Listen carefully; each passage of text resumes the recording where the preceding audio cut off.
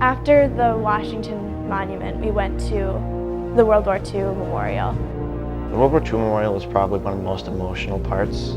There's a flag towards the entrance, and it says, Americans came to liberate, not to conquer, to reestablish freedom and to tear down tyranny. And then seeing all the quotes, they inspired me, but they also made me feel sad. Because I don't think that I could be able to live up to the courage and selflessness that those men did.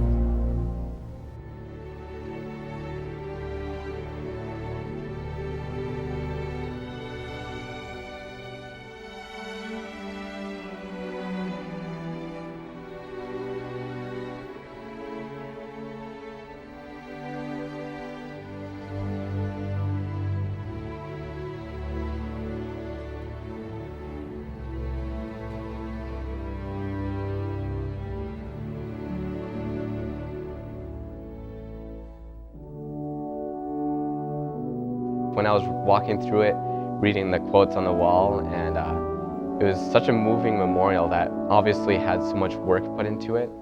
And actually in the very front and center was one of the most moving portions of the whole monument. 4,000 brass stars that represent the 400,000 men from our nation that died in that war.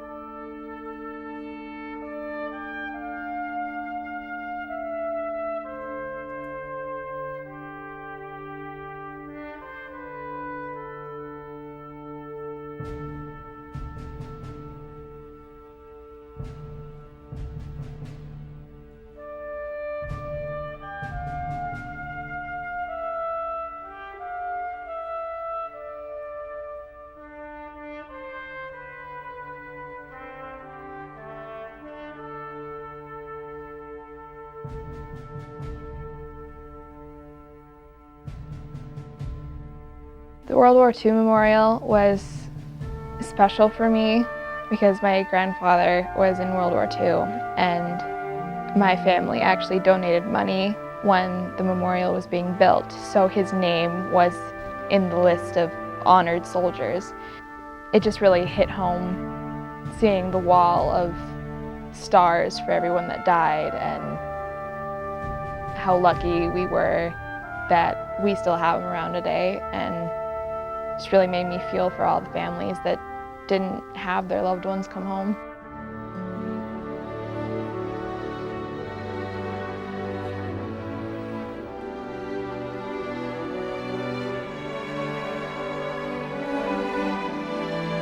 I never really realized how many people actually have given their lives for me, just so that I could be free to live in this country. And I found that heartbreaking, just to see all the people that died for my freedom.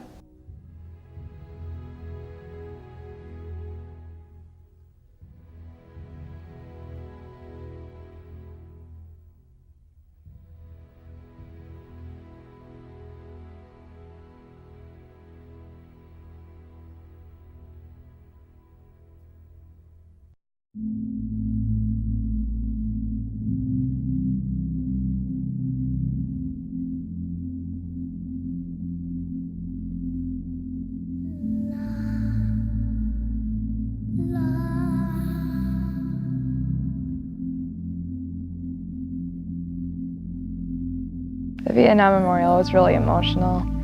You don't really learn as much about it as you do about other wars, so you feel kind of removed from it. But then to actually be there, the sheer amount of names just really hits you.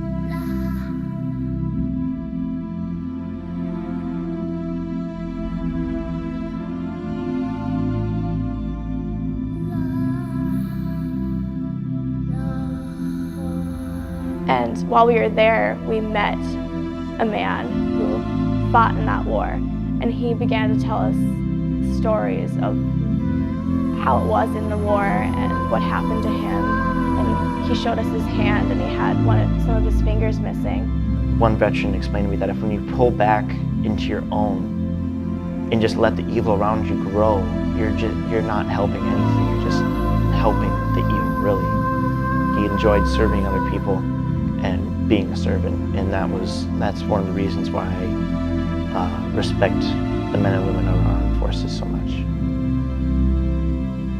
Gosh, everybody started crying, and we prayed over him and hugged him, shook his hand, thanked him for his service. It was really one of the most inspiring and humbling experiences I've ever had.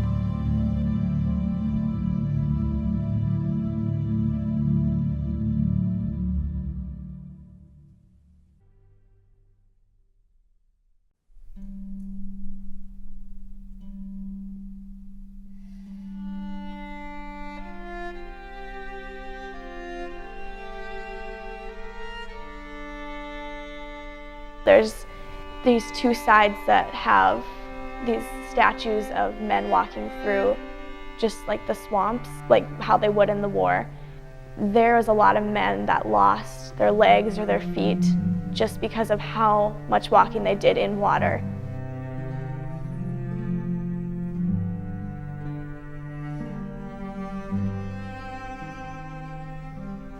You didn't see it at first, it just looked like a big wall, but as you got closer and you saw the light shining on it, you could see all the different faces.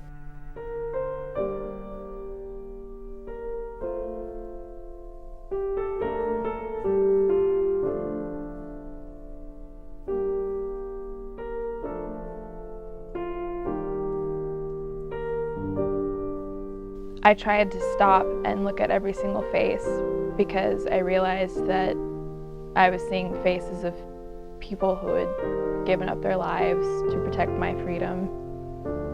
And again, it's because it's a historical thing. You don't really think about it that much. It's history. It's hard to think of them as real people until you are actually there and you're looking at their faces and seeing how young most of them are.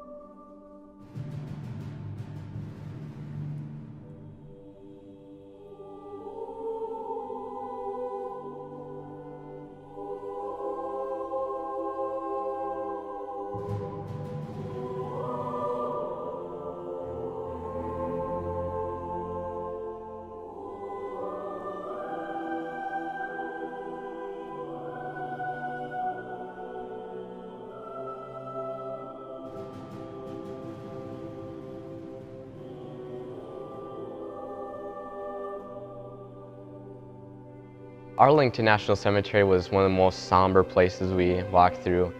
Most of it was just a really solemn, humbling experience. When we first got to the Arlington Cemetery, there was these white tombstones as far as you could see. The amount of white headstones just stood out to me. Like, this is only a small fraction of people, because not many people serve for 20 years in the military or get the Medal of Honor. But then you realize after the process of elimination, the one thing that remains is the people who died in combat. And then you realize how many people did die in combat, and then you realize how many people, they don't have a name on their headstone. It's just unknown soldier, number 1676 or whatever. So all they really have for their identification is a number on their headstone.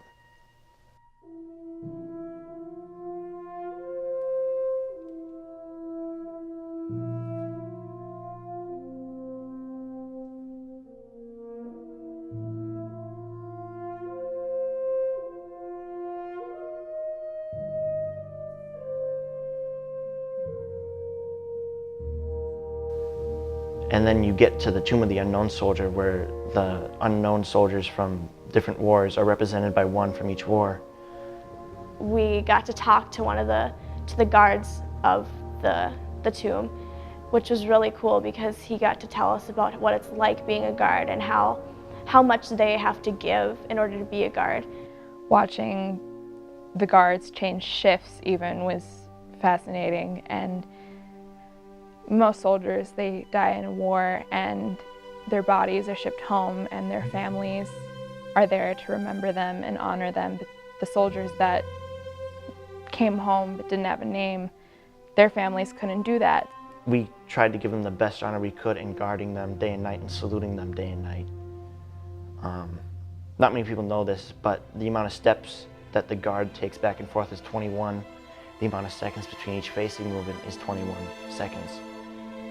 And those 21 seconds are to symbolize like a 21-gun salute to our unknown fallen soldiers.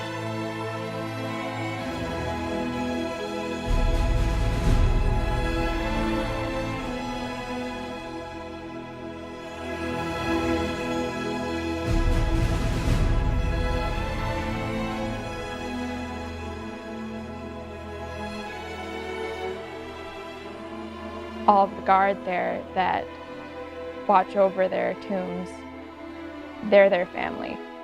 They are there to honor them and remember them and respect them, and that really kind of hit me hard.